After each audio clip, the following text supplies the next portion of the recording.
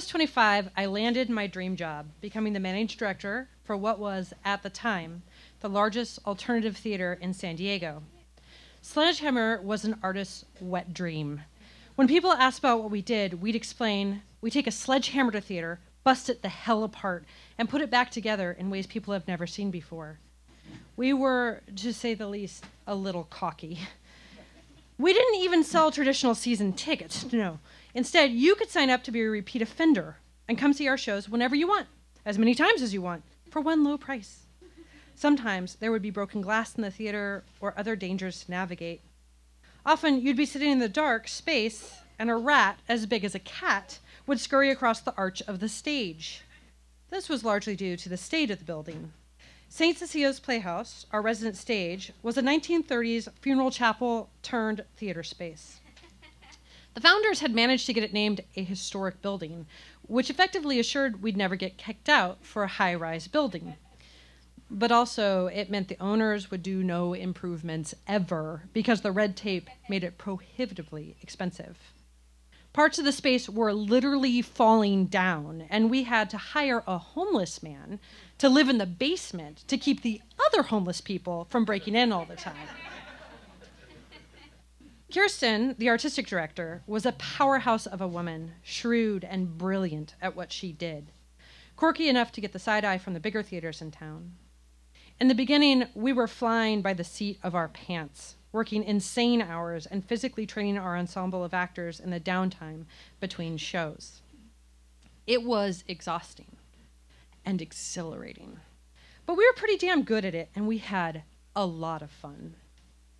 My first show with the company was the biggest musical we'd ever produced, a take on Alice in Wonderland's story, only set in the music industry and including an amazing drag queen of hearts, of course. One evening, we realized that one of our main actors was pretty outrageously altered. "Do you think he's drunk?" Kirsten asked me. "Possibly. Could be more. But he's got to lift an actor in the musical number in the second act, and that is not going to go well." Damn it. I pulled the actor aside at intermission to assess the situation. It was a potential disaster. He was swaying on his feet, eyes wildly dilated, speech just starting to noticeably slur. I fired him on the spot, sent him home in a cab, then grabbed one of the minor characters, handed him a copy of the script, and made an announcement to the audience. "Ladies and gentlemen, one of our actors got sick and we had to send him home." I lied. "So this guy's going to go on for him. Yeah, the costumes don't fit. He's not off book, but you're all going to cheer your fucking hearts out, all right? Get on board. It's going to be amazing." The audience cheered in response, and it was actually probably one of our better shows ever. After only a couple of months on the job, Kirsten started hinting that there was more to the space than I may be ready to accept. Some nights, there were audience members who hadn't paid for their seats.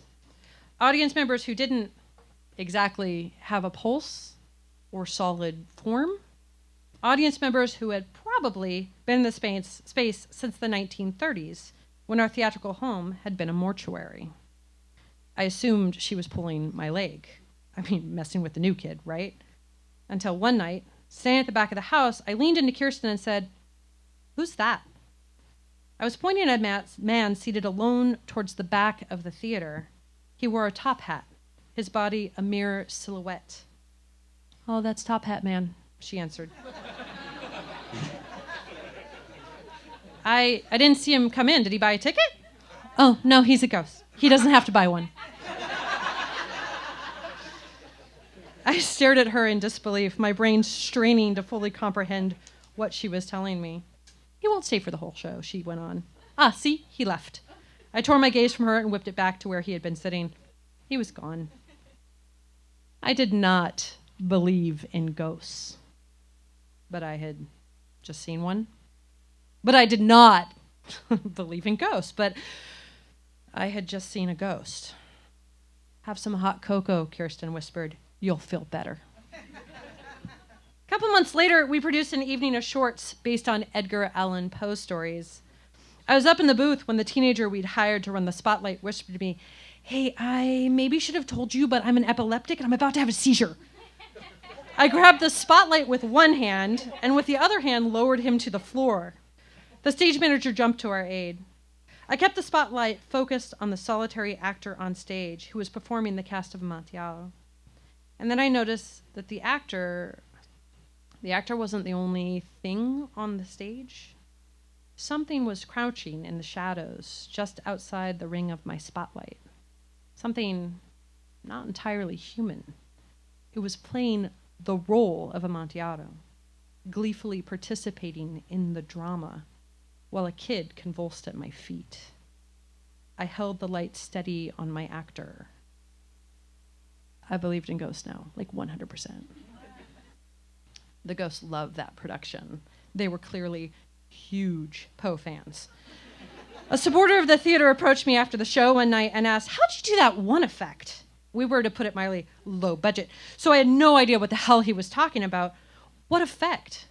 The one where the figure appeared behind the scrim and then kind of whooshed away into smoke. "You saw what now?" I asked. He repeated himself.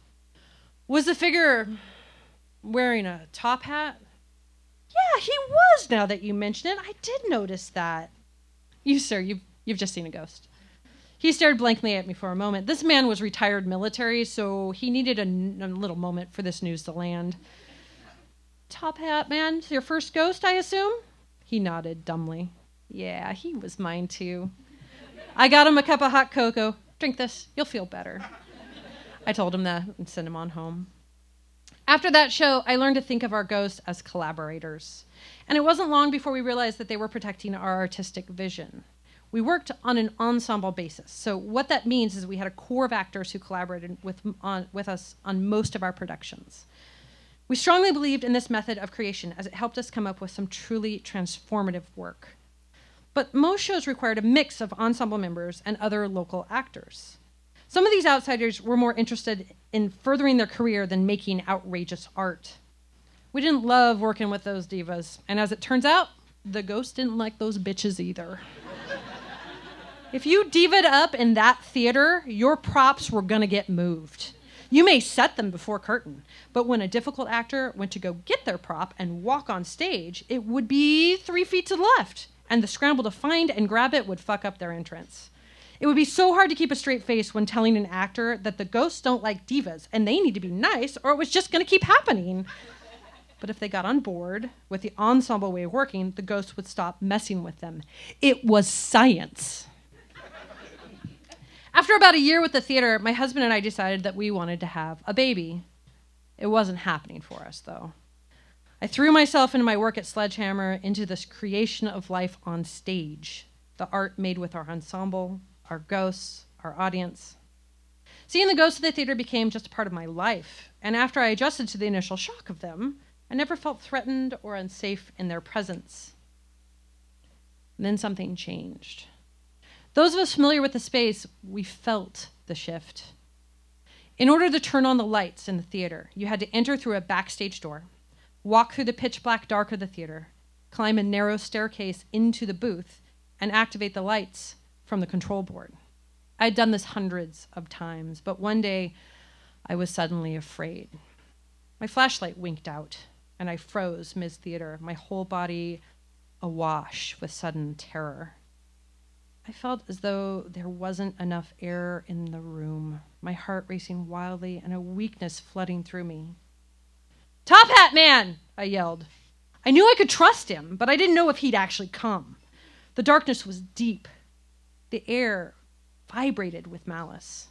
I started to cry, pressing my back into the wall and trying to get enough air into my lungs to get my feet moving. Nothing. The darkness was silent and thick. Then I felt something next to me, and my heart leapt. "Top hat man?" I pleaded into the dark, and suddenly I could move.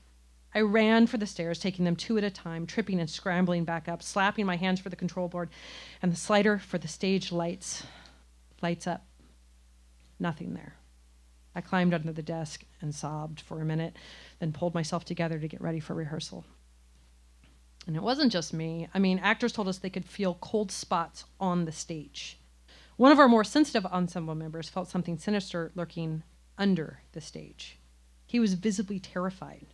The feeling that something else was present, something other than our usually otherworldly residents, it connected all of us. In short, something was terribly wrong. During our run of the Devil's River, we hired a shaman as a consultant to help us incorporate elements of the Native American medicine wheel. Something was amiss during that show. Props moved mysteriously for all the actors. A fake gun disappeared. Actors who knew their choreography were somehow dancing right off the stage, as though the ground beneath their feet was shifting. Long after his work on the script was done, we asked the shaman to come back. Have you ever had to ask a board of directors for a couple $100 unbudgeted dollars so you could perform an exorcism on your performance space? We hadn't either. But we assembled our team of woo-woo actors, armed ourselves with sage, and let the medicine man go to work. It was its own bit of theater, this ritual. But we treated it with all the deep reverence, playing our parts with respect and awe. Shaman told us that this place had become a beacon in the night for spirits. And as more and more gathered, our little theatrical home became more and more visible to the spirit world. That's when something dangerous moved in. We set to work, circling the theater with salt and sage and chants. Inside, we worked on teams to create a spiritual vortex, drawing in the spirits that had accumulated and opening passage to the next realm. I felt energy rushing skyward and a matching burst of it into the ground. I was confused and afraid, and then calm. The theater felt empty. The world felt empty. I felt empty. I'm never going to have a child here, I realized. We'd been trying to start our family for almost a year, and the truth of the statement made me feel heavy and dull. That night, I searched the internet for something that could fill up the emptiness the clearing had ignited. A month later, I was on an island in Washington with a bunch of women attending a long dance. Before the sun went down, we put our intentions into these little bundles and tied them around our necks, satchels of leather and hope. We spent the night dancing around the fire, drumming, singing, and connecting, and by the time the sun came up, I was wrung out and more empty than I thought possible. We all sat quietly around the fire as the sun crept over the horizon, taking turns to throw our bundles into the embers and let our intentions ascend to the sky. When I started my job at Sledgehammer, I believed in nothing, even vaguely religious or spiritual, and here I was in the woods, about to offer up my desperate need to a mythical sky mother. I tossed my bundle and watched it burn. That's when the emptiness drained away and was replaced with a certainty. I couldn't create anymore at Sledgehammer. I was done. I gave my notice at the theater on September 1st. Exactly 1 month later, after a year of trying, I was pregnant with my first daughter. During that last month at Sledge, I didn't see any of the ghosts, not even our beloved Top Hat Man. He didn't sit quietly in the audience or lurk behind the scrim anymore. The space was shockingly empty now. Nobody saw them. Kirsten stayed on for a while longer, but eventually moved out of the city, her own infant tucked in her arms. The theater, once so full of life and death, it didn't survive her exit. Working at Sledgehammer was the most interesting job I ever had. And while I don't count myself among the spiritual or religious, I can honestly say I've seen some things in that theater that feel more real to me than any form of religion ever has. St. Cecilia's Playhouse is still standing, but the space is not fit for anyone living anymore. It hunkers in the shadow of a high-rise development that was eventually built in its parking lot, a chain-link fence surrounding the Cumberland arches, graffiti slashed across its walls, and the stained glass windows long gone or busted. I don't know if any of our ghosts ever found their way back, or even if it would be worth hanging out in, now that there were no actors to play with or productions to sit and watch. But sometimes when I drive by, I picture Top Hat Man sitting quietly in the back, waiting for the play to start, wondering what happened to the art he once got to share with our plucky little theater troupe. That's Elaine Gingery, everybody. Let's hear some clapping for Elaine Gingery.